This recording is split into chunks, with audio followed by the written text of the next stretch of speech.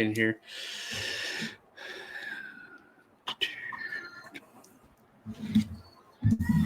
And record.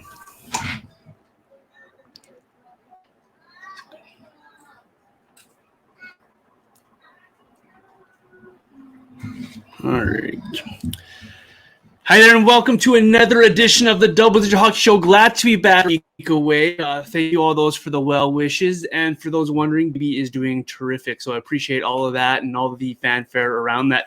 But really glad to be back on the mic today because we have a jammed-packed show. I wouldn't think in the middle of July we'd have all this information, but we do. And for the first time ever, I have a returning guest to the Double Digit Hockey Show. Mr. Peter Klein joins me again. Welcome back, Peter. Thanks for joining me today. Yeah, I'm happy to be here. The first time was pretty fun, so hopefully we can duplicate that here today. We should hope. Let's hope so. Before we dive into all the good hockey chat, what's changed on your end since you were on the show last? You have yourself a new project. Pretty interesting project. I enjoy listening to it. The Couch Potato Diaries. Tell us about that, how that came about, and what you hope for that going forward for yourself. Yeah, so my employment status obviously changing since the last time you had me on here. No longer Sportsnet 960's Peter Klein, now just Peter Klein. But yeah, Couch Potato Diary. Obviously I enjoy talking about hockey, but it's not the only thing I enjoy talking about. So really happy to be able to branch out into things like basketball with everything that's going on there right now. Baseball. I think this is one of the best times in that sport with all the star players that they have. It's just no one's watching. But it's been fun to talk about that, fighting and professional wrestling as well. So yeah, I'm having an absolute blast doing my own thing. I'm on Twitch for kind of like some post-fight breakdown things every now and then. So yeah, I'm having the time of my life doing my own thing right now. It's sometimes it's more fun to have all those rules and regulations around a big broadcast corporation to let you do what you want to do yourself. We have questions coming up later in the show from some of our listeners. I think you'll enjoy some of those as well. They're not just hockey questions, so it's going to be awesome. But let's into things. Let's rewind it a little bit. Rewind back to the playoffs here. I just want your general reaction to what you watched in the playoffs. The Montreal Canadiens, obviously, with a really good run. And then, of course, the back-to-back Stanley Cup champions. What did you make of the Stanley Cup playoffs as you watched them? I thought, it was incredibly entertaining. Like, I thought the Stanley Cup playoffs this year were phenomenal. And I think you come out of it with a lot of questions around a lot of teams, which is what you want. You have, from a Tampa Bay Lightning perspective, the controversy around how they built their team, not a controversy that I buy into. If you want to go the entire season without a Hart Trophy winner and a 40-goal scorer and still make the playoffs, be my guest. But I thought, like, you look at Tampa Bay now coming out of this, and how do they keep things together? We're already seeing Barclay Goodrow's not going to be there. We'll get into, I'm sure, expansion draft at some point, but they're going to lose a very good player in that as well. And now how does Tampa Bay respond to going from having an elite team to only a very good team? But you look at how that team is built, and often you look at a champion and, okay, how can we replicate this? What do we learn from this team to help us build a championship? And for Tampa Bay, it's, I don't know, man, hit on a bunch of 6th and 7th round picks and make it to the Stanley Cup final. Like, I think they're an interesting team to look at. And then you look at the teams that are trying to come up to their level. You have Montreal. Can they replicate that from last season? Again, potentially losing a very big piece of their team in this expansion draft. And some of the young players that are there, I like their future, but is it this level of a future? You come out of this talking about Colorado and Vegas. How do these teams who are supposed to be at this level take that next step? So I think you come out of the playoffs with a lot of questions and a lot of intrigue going into an offseason that is just absolutely insane with everything that's going on in the next 7 days. Was Montreal for you the biggest surprise of these playoffs, or did something else catch your eye personally? I would say by the end of it, Montreal is to make it all that way to the Stanley Cup final. I thought they were the biggest surprise. I don't know why, and I need to stop. The New York Islanders always surprise me. I don't know what it is about me not picking them. And you know what? I'm not going to pick them next year. I am already aware of this, unless they sign Taylor Hall and overhaul some things. I know I'm picking them to miss the playoffs next year. But they continue to surprise me. And the thing that kind of caught me the most was the pace that they're able to play with. You think of Barry Trotz teams and Lou Lamoriello teams, and you think of grinding things down in the mud. But Anthony Beauvillier is a dude, and they got some guys who can play with speed and pace. And so I was surprised at how impressed I was by the Islanders, but I just know I'm not going to be moved by them going forward. And I will always be surprised that the Toronto Maple Leafs don't do more. I look at this as an incredibly talented team and a roster that I think most teams in the league would love. And there's just something that doesn't happen. So they tie in with the Montreal surprise, but I still can't figure out what's going wrong there. The large question around Montreal now is there's a good chance they might lose Carey Price in this expansion draft. There's a really good chance and pretty much 100% chance that Shane Weber's not coming back next year with his injury concerns. We might have the horses to pick up slack and get back to the playoffs, let alone a Stanley Cup final for you. Well, the good news is for them, if they do lose both of those guys, that is just a whack load of cap space to be able to try to fill a lot of those holes. And you can do the Kucherov with Shea Weber, which would be hilarious and ironic and whatever other words you want to put with it. But you can put him on LTIR. You don't have to worry about that. They have depth on the blue line. I still think that blue line going into this offseason is one of the better ones in the NHL. The goaltending situation, you don't just replace one of the top 3 goalies in the world. You can try, and they will probably try very, very hard to do that. But I would wonder how they would be able to hold up without a Carey Price when you are going back to a division with Tampa Bay, with Boston, with Toronto, with Florida now. I don't see it. I think there's going to be growth from some of the young players going into next year. Like, I don't think the center ice position is a problem for them anymore. I think they have their guys. And so I think that I think that a lot of aspects of their team will be improved, and that will help carry them forward a little bit. But I do think it will probably end up being a net loss by the time the season starts. Yes. That division is going to be insane next year, as I'm going to put it there. And it's also interesting that the 2 Cup finalists share a division next year, right, in this weird NHL we have right now. So let's talk about it. Let's get into it. This week is all about the 32nd franchise, all about the newest member of the National Hockey League, the Seattle Kraken. Before we dive into the details here, your excitement for Seattle to come into the league. You are a noted a bit of a Vancouver fan with the Canucks there. So maybe a little bit on the rivalry as well that you see between Vancouver and Seattle. Well, for Vancouver, they've never had a geographical rival before. Like they've always had a couple of little spurts. Like the Flames, I would say the Flames' biggest rival for the last decade has actually been Vancouver, because the Flames in Edmonton have never been at the same pace at the same time as my cat walks through the screen. They've never really been at the same level before, but the Canucks and Flames have just always seemed to have that thing going on.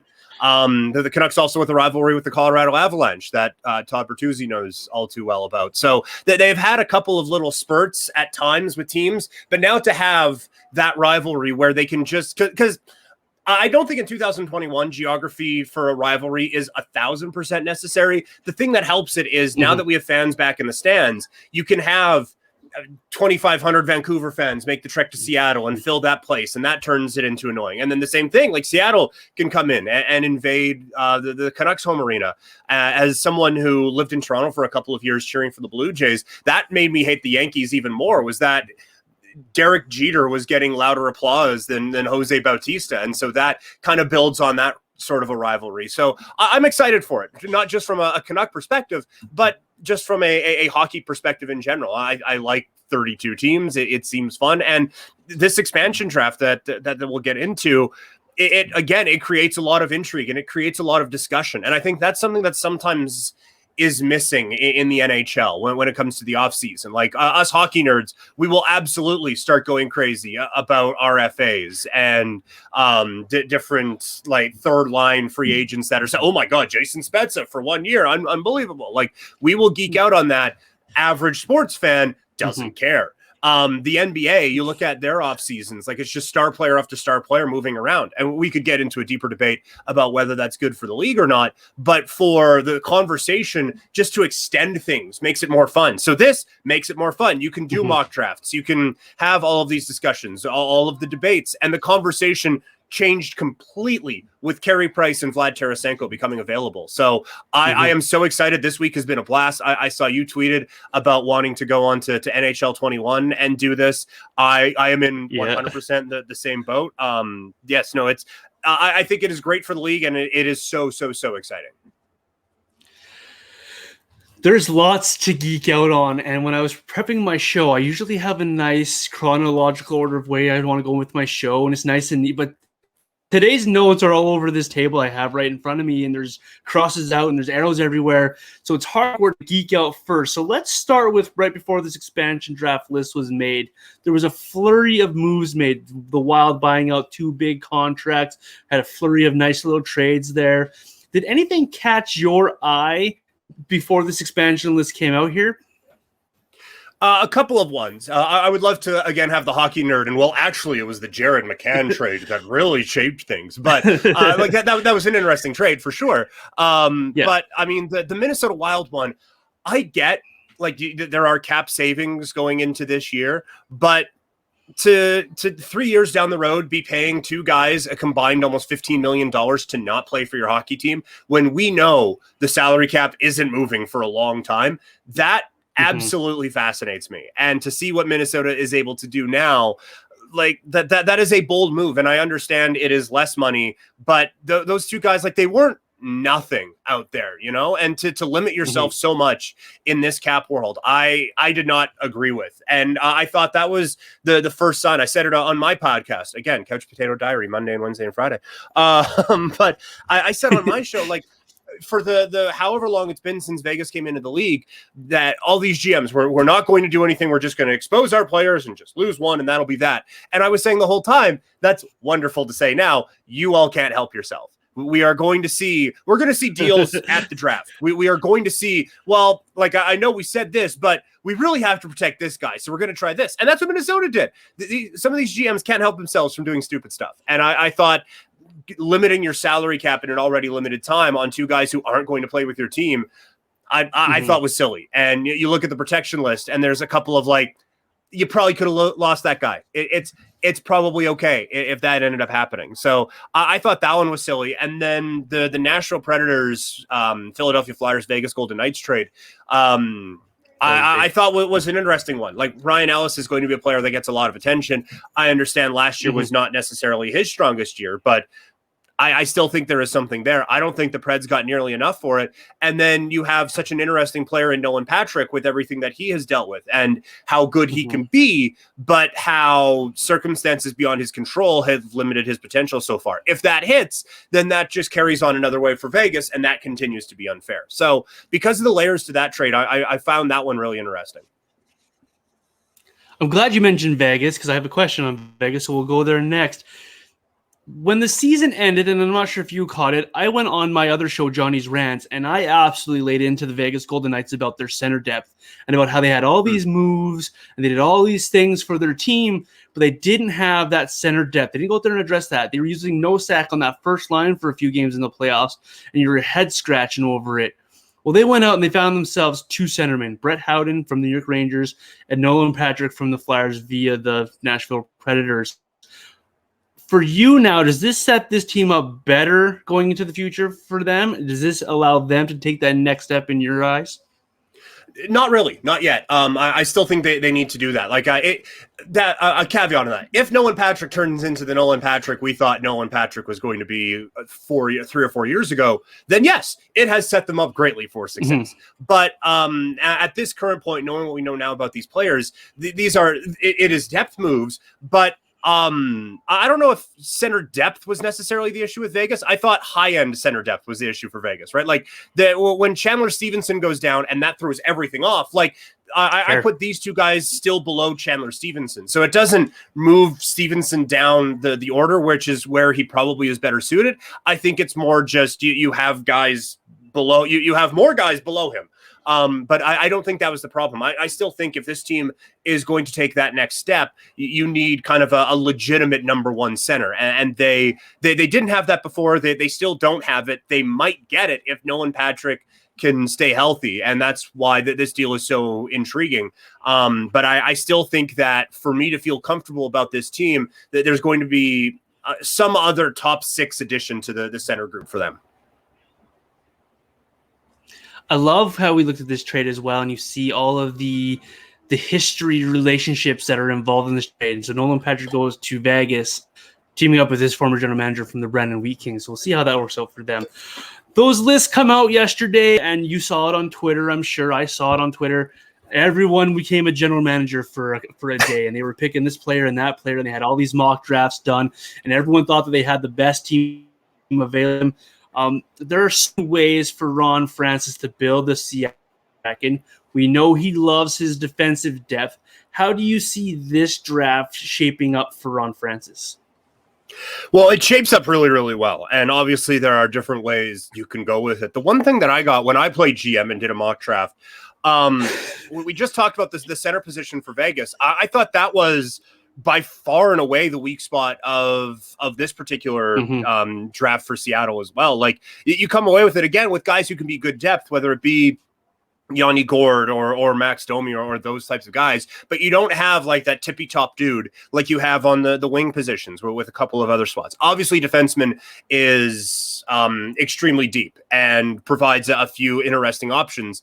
And then the goaltender spot is obviously the one that the most drama is around with Carey Price. And for me, it all comes down to what position do you find to be the most important to spend money on? And that certainly is going to be a factor for the team in the city that we all reside in here with the Calgary Flames, and some of the issues that they may have if Mark Giordano is selected. And if defense is where you want to spend your money, then Mark Giordano is a fine option. And quite frankly, I think the no-brainer option to take from the Calgary Flames. But if you think the depth is enough that you don't want to spend money there, and you can roll the dice on an Oliver Shillington, but spend your money on a Vlad Tarasenko, or spend your money between the pipes with a Carey Price. Like it all comes down to where you think the big dollars are most interestingly allocated. But no, this Seattle team is going to be very good. And we already know the Pacific Division is a little to begin with. This could very easily be a playoff team in this division next year. I got a question multiple times on Twitter from a lot of my followers. Are asking, does this expansion draft, start with Gabriel Landeskog if they can get a contract done? I'll pass that question right on to you. Does this, for you, start with Gabriel Landeskog if you are Ron Francis? Not for me. No, I don't understand why people take UFAs in these. Like I thought the Flames got a gift with Derek England. The entire world knew Derek England was going to Vegas at that expansion draft. So now the options weren't plentiful from a Flames perspective anyway. I am now making the case to select Hunter Shinkaruk. So it's not like there was a dodge that landmine.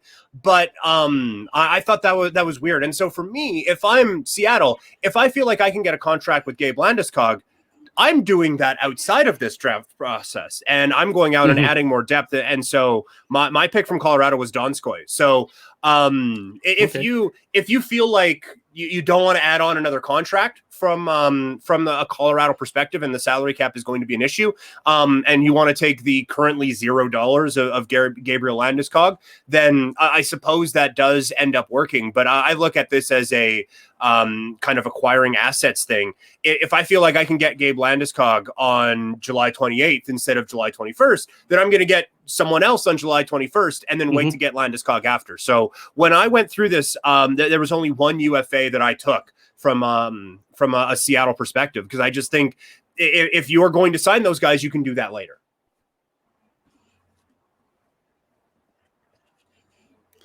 I assume then it would be the same for you with Dougie Hamilton, because that was the other question I got a lot on Twitter. Yes, yeah. And I think from Carolina, they provide one of the more interesting prospects. So I would agree with that. Jake Bean? Yeah. If I'm Carolina, if I'm picking from Carolina, I'm taking Jake Bean all day. There's not even a question there for me. Let's have the Carey Price discussion, because it's quite interesting on both sides. On one hand, you got this guy who's won a Vezina, one of the best goaltenders in the league, Stanley Cup final. But on the other hand, you got an injury concern and salary cap. Where do you weigh in on the Carey Price discussion for Seattle? I am for it personally. And I understand like that this is not a move without risk, and $10.5 million for 5 more years is a lot for a long time. But we look at different ways that Seattle can learn from Vegas. One way they can learn from Vegas is that you don't always have to take the youngest, cheapest option. And for them, they get Marc-Andre Fleury. And at the time it was, okay, you can put him on the posters. He might be good next year, but I mean, whatever. Matt Murray is the future in Pittsburgh, which is hilarious to say out loud, because that just didn't work. Young does not always mean better. I at one point was a 24-year-old. I'm still not in the NHL. You need to be more than just young. So for me, when you look at Seattle and you look at what they can take away from Vegas, they end up getting Marc-Andre Fleury, and it's not $10.5 million, but Marc-Andre Fleury is 36 years old, and he just won the Vezina. By the end of this contract, Carey Price is only going to be 37, 38 years old. And we are seeing with how people are taking care of their bodies now and how teams are managing the goaltender position, you don't need Carey Price to be picking up 70 games in 2024. You can have a couple of other guys kind of carry the load. And so I think when you look at what he can provide when the games mean the most, and maybe how you can do some load management with some of the other options that are available to you, I think it is certainly worth the gamble. And the other reason I think that is we just saw this week, one of the contracts I thought that was untradeable was the Andrew Ladd contract, and you had to give up a lot to get rid of it, but you still got rid of it. I don't think there is any untradeable contract in the NHL, and I don't think there will ever be an untradeable contract in the NHL. Where there is a will, there is a way, and we are assuming the Seattle team is going to get a number of different assets draft wise. If you need to use some of those to get rid of a Carey Price contract in 3 years, okay, fine. I took a run at an elite goaltender. So I think that the risk in the end outweighs the reward. I love that. Other way around. Sorry. I'm interested then to hear the other goaltenders that you personally would have selected. And is there a other clear path to a nice backup / next guy up if you're taking a Carey Price in this expansion draft? Yeah, there are a couple of options that I liked. And I mentioned before, there was one UFA that I took, and it was Chris Drieger. I thought he was very good in Florida, and I thought he outplayed Bobrovsky for quite a bit of this season. And so that is one where, and also, I didn't think there were a lot of good options from Florida. Vegas took them all last time. So I thought this was probably the best option from a Florida perspective. The other one that I took for goaltender is Kakinen from Minnesota. I think that he is on his way to being something, and that is kind of the goalie depth where, again, if something does happen to Price and if he's not ready to start the season, if I'm rolling with Drieger and Kakinen, I am okay with that scenario. Interesting. I love the discussion when it comes to the expansion draft because there's so many ways you can go about it. Are you limiting yourself to 3 goaltenders if you are Seattle, or is there somebody else that we're not talking about that you're going to go out there and you're going to want to put on your roster to either play AHL or be a depth player for you? That is an interesting discussion, and how you want to go about that, because you do need more than 3 goalies in an organization. I thought the other one, I always pronounce his name wrong, but the kid from Washington, Vanacek, I think, or however appropriate hockey announcers call it. I thought he was an interesting option. Yeah, that it's close. I thought that he would be kind of the other one that you could look at, but after that, like there wasn't a whole lot I thought from the other teams that I couldn't get off of a waiver wire or signing from wherever. We saw that the Calgary Flames got a pretty good goalie for a few years in David Riddick that they just kind of plucked out of obscurity. Now, you don't get that all the time, but you can at least find an American Hockey League backup doing that. So the kid out of Washington is the one that you might be able to take a risk on, but just in general, at that point, when you're looking at your 4th goalie, you can find those guys, all due respect to other goalies, but you can find those guys wherever. I would rather take a shot at acquiring maybe a bit more of a known commodity at some of the other positions. I asked that question with two names in mind because I'm interested where you stand on these players. One plays for your Canucks and Braden Holtby, and the other is Anderson. Are those guys at all appealing to a team in an expansion draft in your eyes, or are those just guys that you can pick up later on the free agent market? They are interesting. Holtby had a stretch where he was pretty good this year, and then he had a stretch where Thatcher Demko was pretty good this year. I'm not sold on Holtby. I thought it was an interesting move for Vancouver with losing Markstrom to just bring him in and hope that Thatcher Demko ends up being the guy. And it turns out that's the option that came through. If I were going to go the more veteran route, I think I would lean more Ben Bishop than I would Braden Holtby. I think the cap hits are relatively similar. I could be way off on that, but I would prefer Ben Bishop, and I just think he is a better goalie now. So if you're going to go that route, then I would say that. And sorry, I cut out for a sec. Did you say Freddie Anderson was the other goalie? Yeah. Easy for me to say.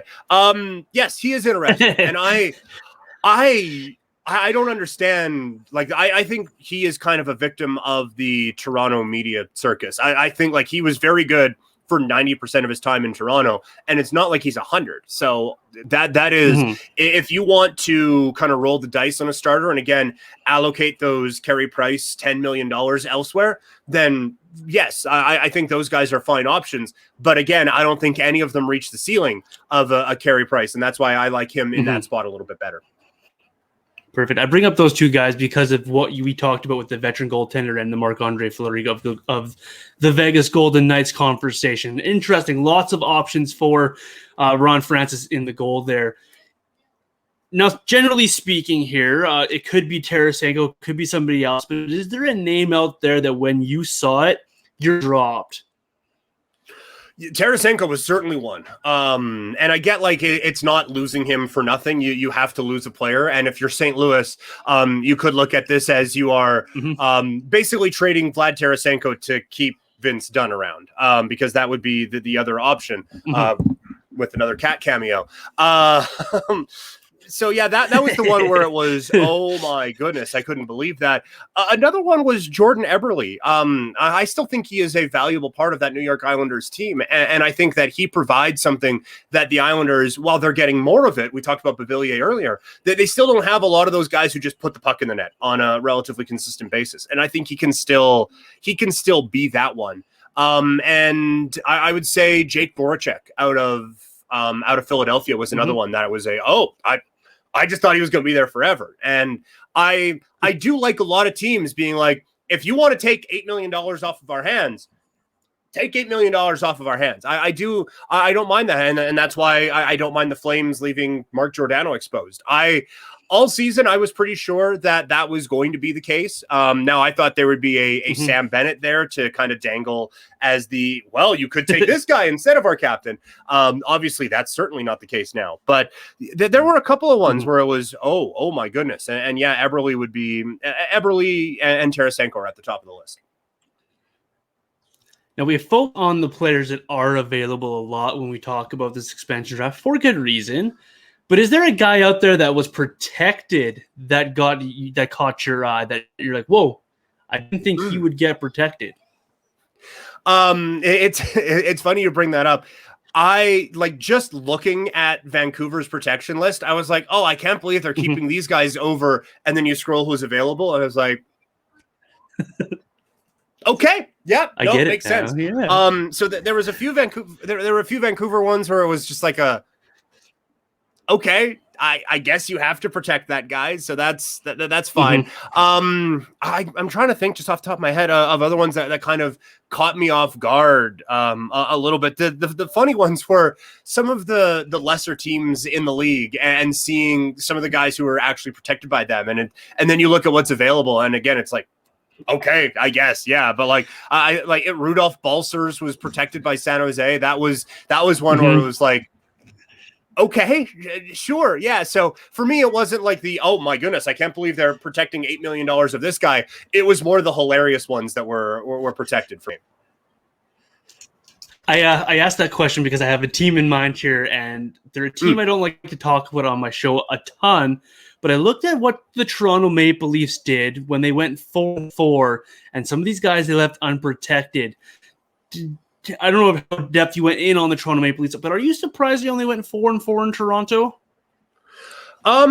In general, yeah, like they have quite a few guys to try to keep, and you look at again the players that they leave exposed, whether it's Alex Kerfoot, who I really like, or whether it's Jared McCann, who they just went out and acquired, and then some of the young guys that were available as well. So yeah, I was surprised by what they did, and just in general, like when you have the opportunity to protect more players, I don't understand why you don't just protect more players. And so to take the option where you're protecting less guys, I wasn't a huge fan of that. I didn't mind Justin Hall in the playoffs, but I didn't think you needed to keep him over an Alex Kerfoot. Like that one, I did not understand it from a Toronto Maple Leafs perspective. So yeah, that is a very good example of what we were talking about. Yeah. Yeah, guys like Alex Galchenyuk was good for them. Zach Hyman, I know, needs a contract. Alex Kerfoot's out there. Jared McCann, who's acquired. Travis Dermott on the back end. A lot of these guys that I just don't understand what Toronto was doing. And you said it earlier that teams are just going to lose a player and move on with it. And you said they couldn't help themselves. It looks like Toronto Maple Leafs couldn't help themselves here, keeping all those 30-year-old defensemen. But I digress. So there's going to be a lot to pick from if you are Seattle and you are the Kraken. So let's dive into some specifics here around the Pacific Division where they're going to be playing. We had a little bit on Vegas there. But let's dive into the meat and the bones of it. A lot of my listeners are probably already yelling at the TV, talk Flames, talk Flames. So let's talk Flames. Mark Giordano seems to be the consensus. Is he a no-brainer for you, or can the Flames entice Seattle to maybe take a run at somebody else like a Phillips, or maybe sign Ryan, or even the Lucic contract? You certainly could try that. The issue is, how much do you want to give up to protect a 38-year-old defenseman at $6.75 million? Like that just, I don't know. I don't see it. Like, I understand there's an emotional attachment to Mark Giordano. He has been here for a very long time. He has been the face of the franchise for a long time. The issue is, they haven't been all that good, and changes have to be made. And it's a whole lot easier to make changes when you have $6.5 million in extra cap space to spend. So I understand it is tough to lose the captain, but I actually think this is probably a best case scenario from a Flames perspective. I guess the best case scenario would be if Seattle just liked Milan Lucic and just took him for free. That would be fantastic. But I'm not throwing them a second and a prospect to be able to take Lucic to not get the full amount of the salary cap. Like, that just doesn't make any sense to me. I think that we are seeing the decline of Mark Giordano. I understand some of the numbers would suggest that he was actually not bad this season, but I do trust the numbers a bit more than I trust my eyes. So that one kind of threw me off, because just watching it, it felt anecdotally like anytime it was, man, the Flames have been in their own zone for a lot. It was Giordano who was the one out there. And I look at the Flames depth that they have on the blue line, and Tanev was fantastic this year. He turns Noah Hannafin into a high-level defenseman. The lack of development from Yusuf Alamaki does concern you a little bit, but I just think when you look at it from a Seattle perspective, you have Giordano. If he ends up not being great, then maybe you can flip him for something, or it's whatever. You have enough depth on that blue line. I think to have someone like that come into your locker room right away and just kind of help establish things, I think actually makes a lot of sense from them. And the other options, I don't see the intrigue from a Seattle perspective. I'm not a huge Oliver Shillington fan, although he was substantially better this season than I was expecting him to be in the times that we did end up seeing him. And I'm still not all the way sold. And from a Seattle standpoint, when I look at the other defensemen who could be available, I just don't think taking a gamble on that kid makes a whole lot of sense. I would rather have the kind of a sure thing there. And I think, as painful as it could be for Flames fans, I think it actually helps the Flames out as well, because it's a spot that they have some strength in, and they now have extra cap space to spend on trying to get this team out of the doldrums of mediocrity. you speak about helping the Flames, and this is supposed to be an offseason of change for the Flames, and this could be the first domino to fall. Brad Treliving was taking a bit of heat, though, for not trading Mark Giordano, and I was trying to battle on Twitter a little bit with some people, to my own detriment. But then Ryan Pinder came along, and he said something I want to get your opinion on. He says, name me a contender that's taking on the Mark Giordano contract, because those guys don't have the cap room. And the ones that have the cap room aren't looking for a 38-year-old one-year defenseman to help push them over the edge. Your thoughts on that for Mark Giordano and the lack of a trade from Brad Treliving? Yeah, it is kind of an easy thing to just say, well, trade him. Okay, to who? Because, again, he is a 38-year-old defenseman, and he does come with the cap hit. And, Seattle currently has $81 million in cap space, so they can wiggle them in. You look around the league, there are very few teams who could just fit in that kind of that kind of a dollar amount. So you'd have to be taking something back, and then you have to worry about protecting that extra something. So it just I feel like any deal involving Mark Giordano, whatever is coming back, you're not going to like it. You're not trading Gio for a second and just, well, hey, look at that. There's $6 million off and we got this. I think, again, hockey fans, I think it was Sarah Sivian from The Athletic who said it the best, where it's like everyone is focused on, they're losing this player for nothing. No, they're not. Everyone is losing a player.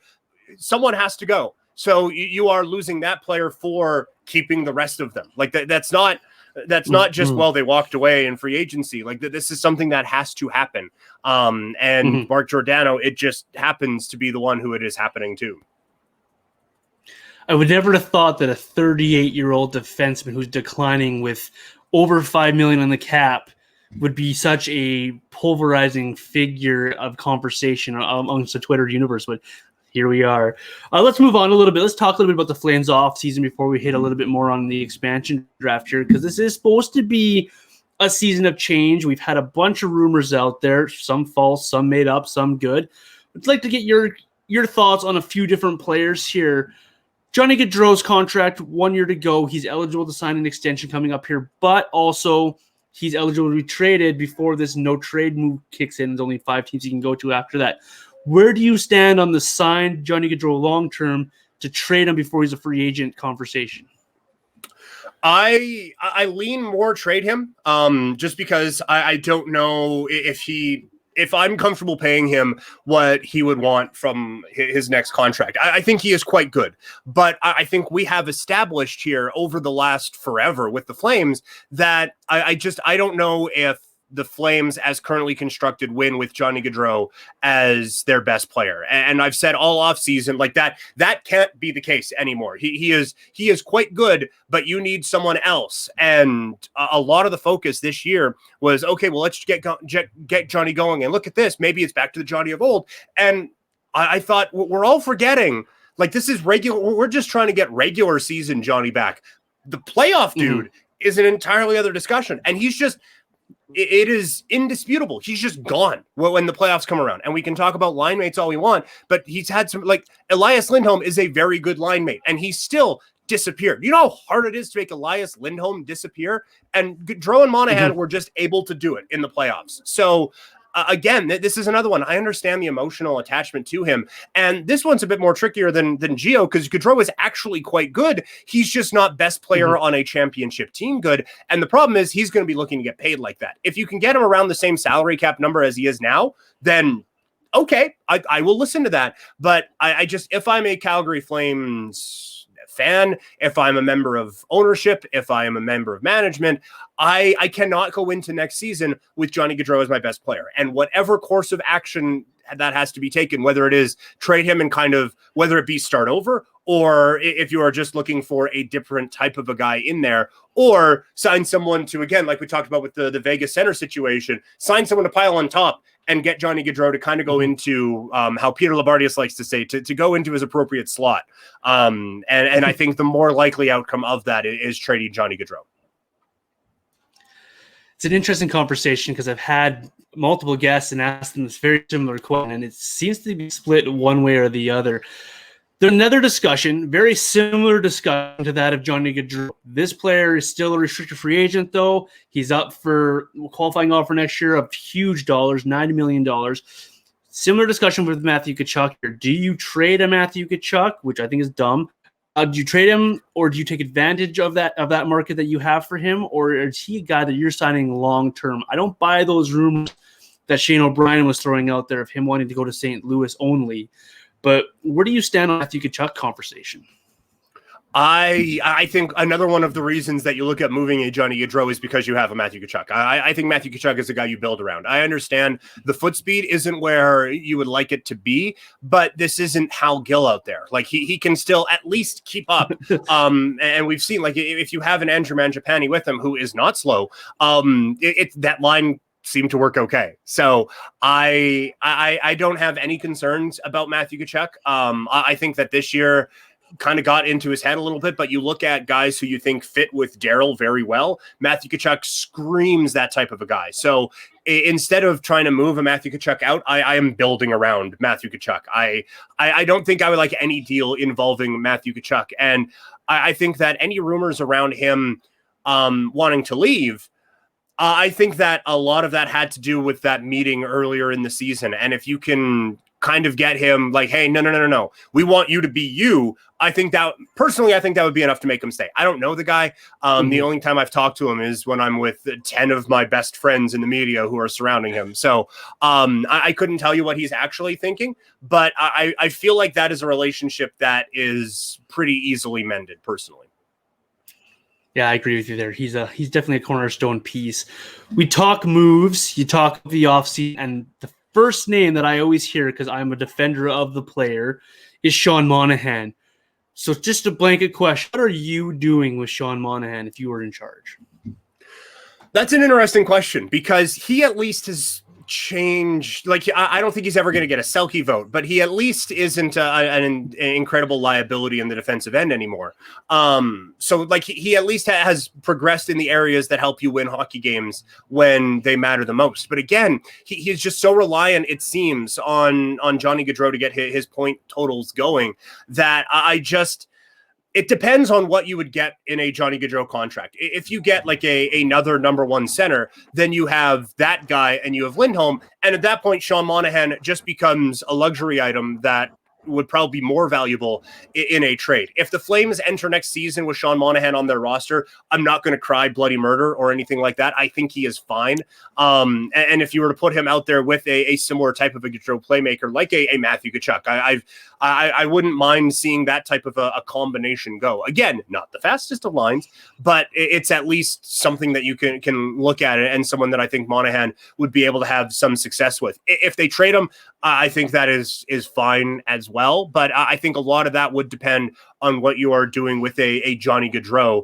If you are moving him and you get another guy who can fill Monahan's spot, then by all means trade him, but it's not a must.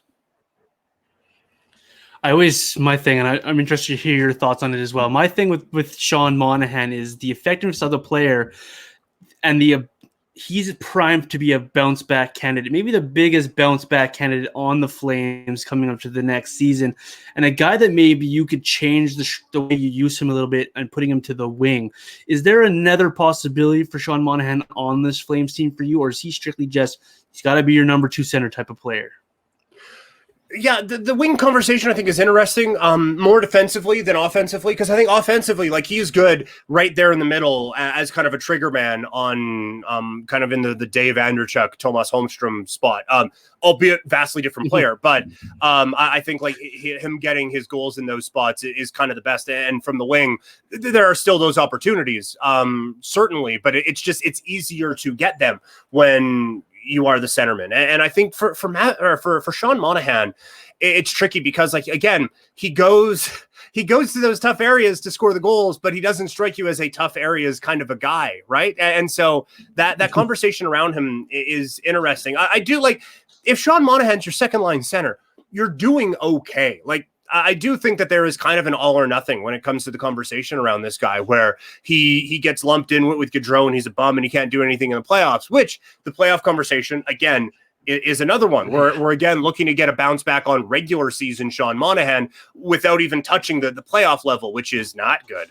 So But him as your second line center, it is fine. If you want to try him on the wing, I am certainly willing to listen to that. And I do think that he can still have some success in that spot. Yeah.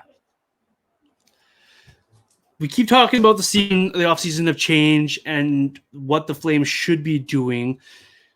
All things considered, all things that may or may not happen, what would be for you a fair expectation for the Flames into next season? Are you in team tank?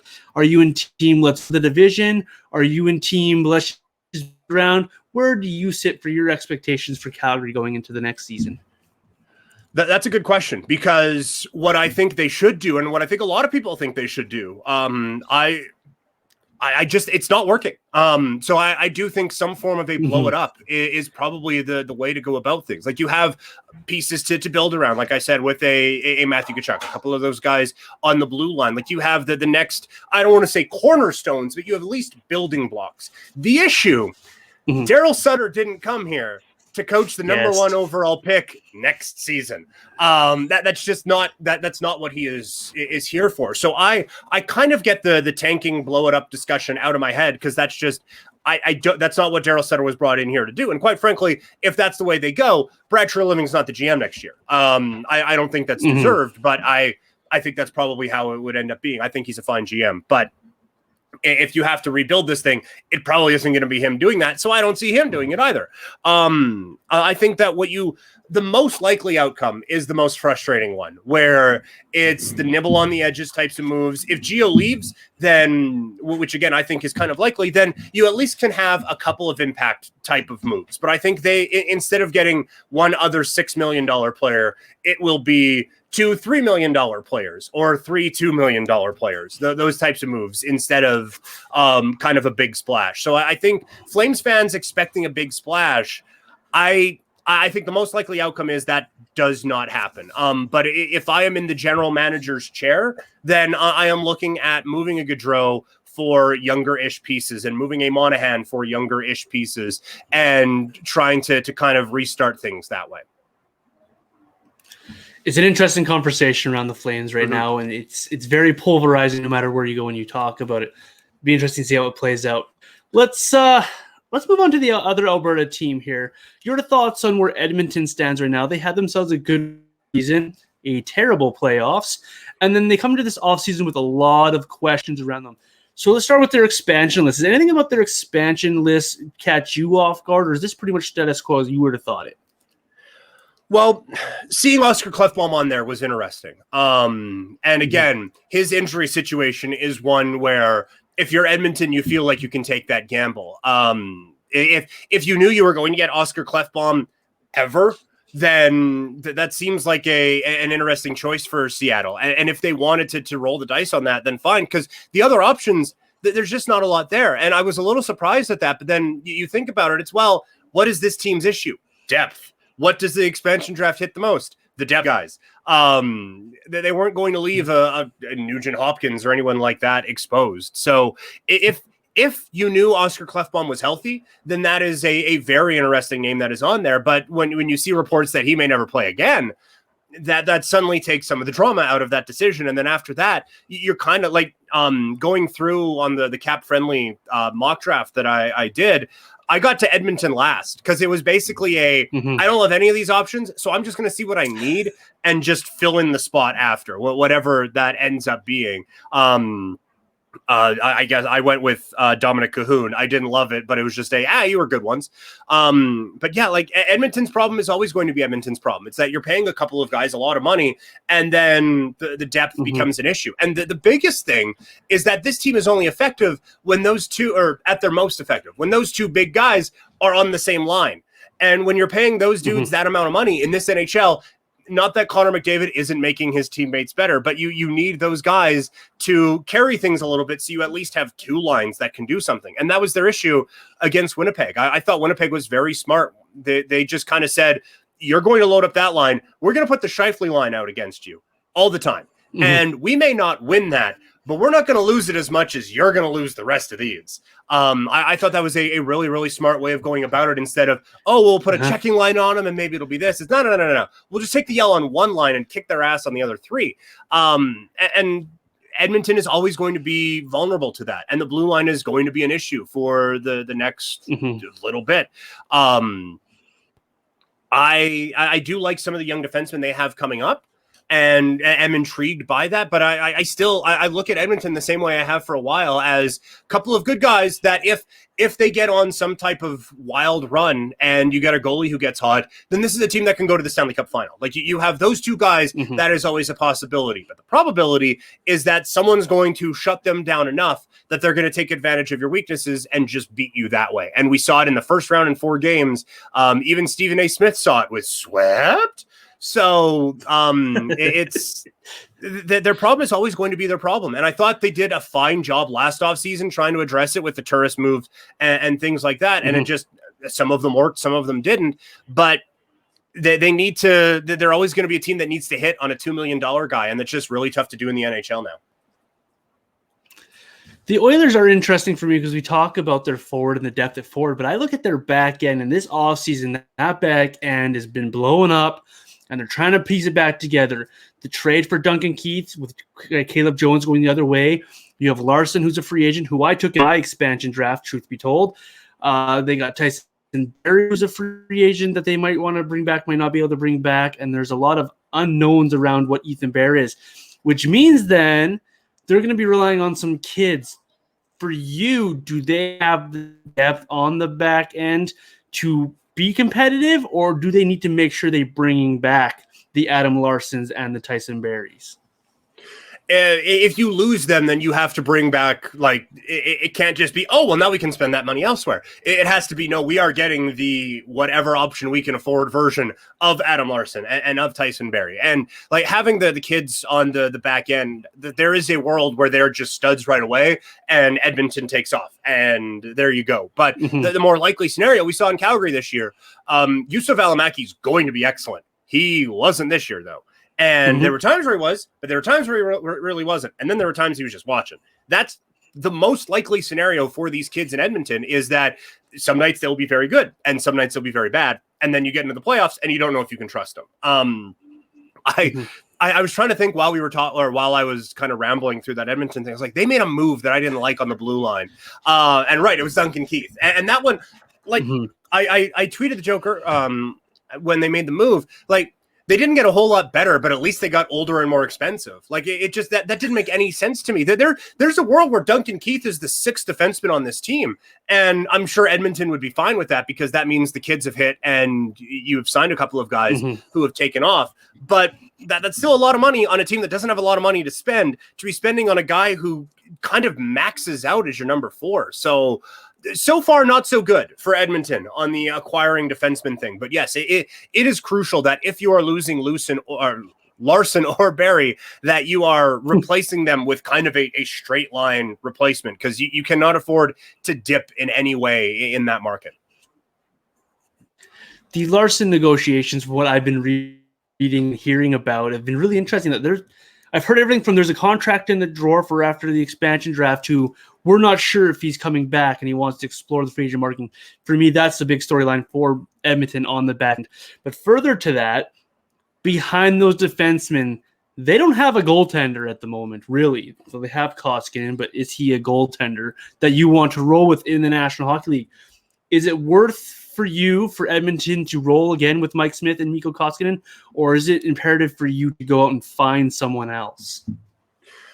I would try to find someone else, but again, we talk about the financial situation that they are in. I don't know what someone else you are getting with the money that they have allocated everywhere else, right? Like Mike Smith was not their issue in the playoffs.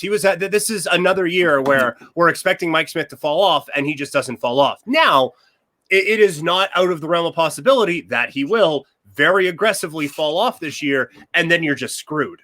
So that is why, from an Edmonton perspective, you're kind of stuck with Koskinen, and the Smith one, I would try to replace him, but the problem is, I don't know if you can, but you would like to have a better safety net behind him in someone other than Koskinen. So it is very, very difficult. I think Edmonton, if you gave Ken Holland truth serum, absolutely would love to improve his goaltender position instead of just rolling it back with what they did last year. But I think, again, the most likely scenario is that the Edmonton duo just gets the band back together for another season. Speaking of getting the band back together, that's what Vancouver's trying to do with their RFAs. Their expansion draft will not affect their team. I'm pretty sure of it with the list of the people they have available and the people that they had to protect. The big question for Vancouver this offseason is those RFAs. They have two big guys, Hughes and Pettersson, to be signed. What else do you need from sorry, I can't even think of his name, Benning there to help Vancouver take that next step back to where they were in the bubble? Or is it time to rebuild in Vancouver? Well, you have to me, the rebuild should be done. Like when you look at doing a rebuild, you want to get like guys who you can build your franchise around. They have those. They have Pettersson, they have Hughes, they have Besser, they have Bo Horvat. Besser is apparently available in every trade ever. I get that they missed on a lot of draft picks, but they also hit on a bunch of guys. And so like you have your leader and your captain forever in Bo Horvat. You have I would say bordering on elite talent of Elias Pettersson and Quinn Hughes. And then like Brock Besser can be a great finisher in this league. And you saw with guys like Niels Höglander this year. I think Podkolzin is going to be I'm saying that right. Whatever. The kid who they drafted out of Russia. Podkolzin. Steve, I need to trust myself more. Confidence. That's always been an issue. But yeah, like just throw it out there. Yeah, exactly. Yeah, just say it with confidence and it'll be fine. But yeah, for Vancouver, like they have some young talent who is really, really good. The problem is they have surrounded them with nothing. Like they have surrounded them with the Beagles and the Russells and the Ericssons, and Sven Berchi didn't play a whole lot, but that was money that was spent that wasn't playing a whole lot. Jake Virtanen, there's obviously a situation going on with him off the ice. On the ice, he was nothing either. Like they did such a piss poor job of surrounding this talent with anything that they could do anything with. And so now in Vancouver, I think the rebuild part of it is done. To me, like I get why there are bridge contracts that could be handed out to either of those guys. Video game, Peter, just put the max up on the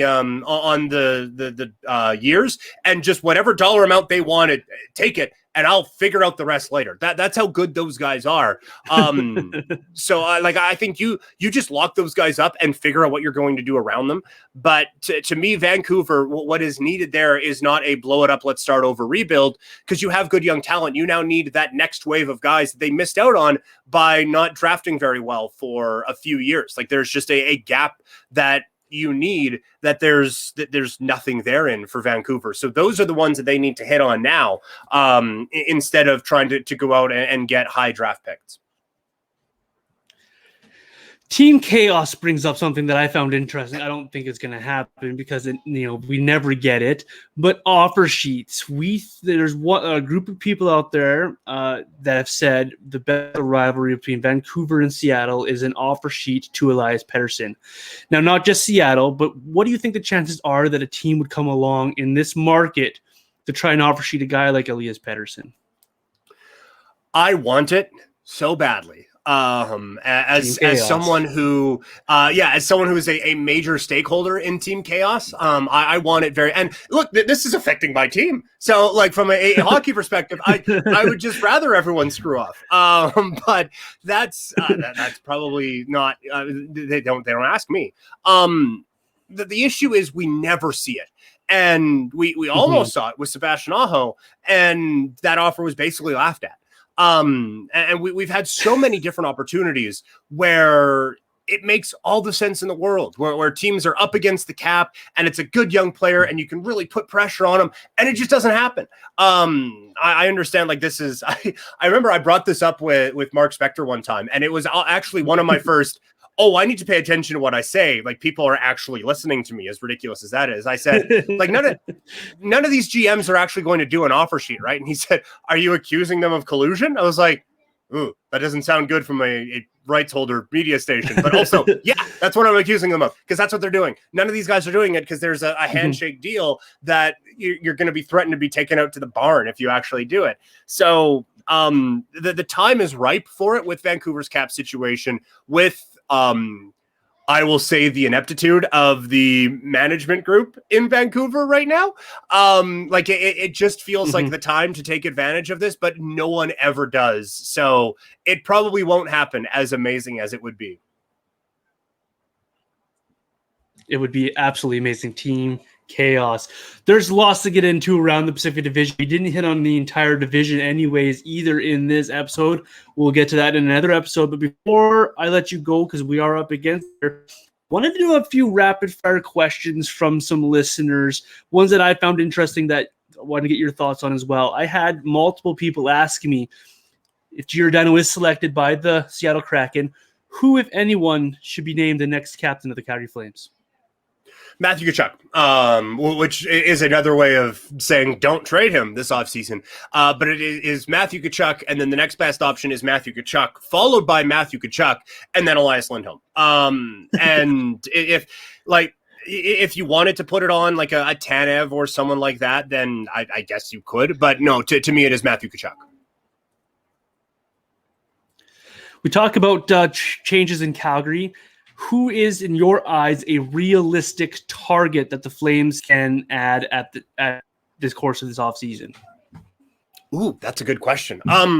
Look, if they lose Gio, which I think they could, I don't think Taylor Hall is out of the discussion. I understand that is this is a discussion we've had for a long time, and we would joke about it both on and off the air at 960 about how anytime we talked about Taylor Hall, there's 45 different trade requests coming in. Like, hey, like Glenn Godden for Hall in a second, like some of those types of ones. But I do think like I understand the playoff success isn't necessarily there with this guy, but I do think that he adds a lot to this Flames team and would be a lot of things that I think they are missing. So I think you could actually get that deal done. So I will actually say, just if nothing else, for sure, when you hear this, text whatever 960 show is next closest and tell them that you lock it in. The Taylor Hall is coming to the Flames. They will love that. I remember those shows very vividly. Hypothetical question coming in. Would you rather the Flames go for Sam Reinhart or Christian Dvorak? Ooh, that's good.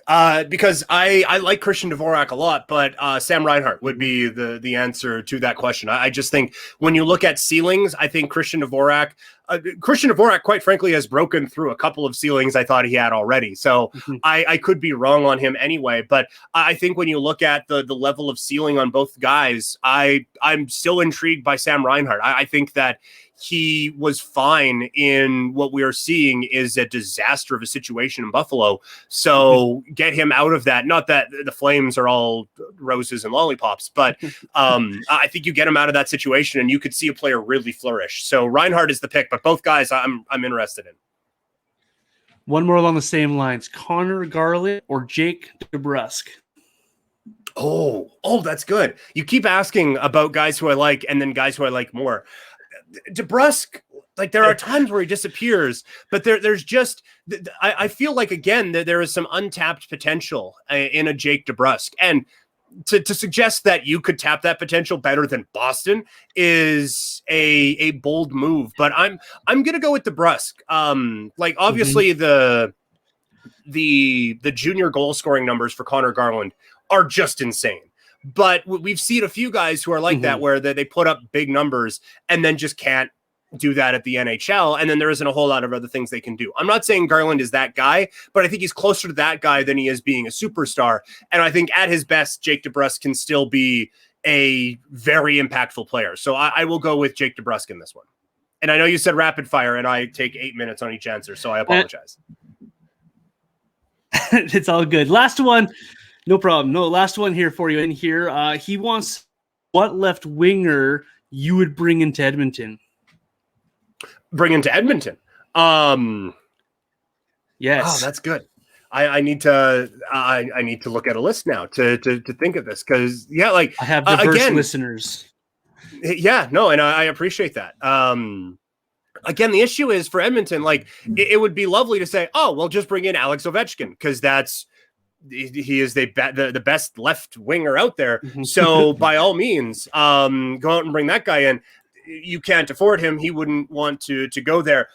I don't know whether Zach Parise wants to go, but he strikes me as a guy who you could maybe get for a little bit cheaper than some of these other guys, and you still might be able to get at least maybe something out of him. The left winger that I'm interested in this year, and again, he's an RFA, so it probably doesn't end up being anything, but I think like he almost had a point per game this year. I think Kevin Fiala is like just right there for like a superstar type of a breakout. So he probably stays in Minnesota.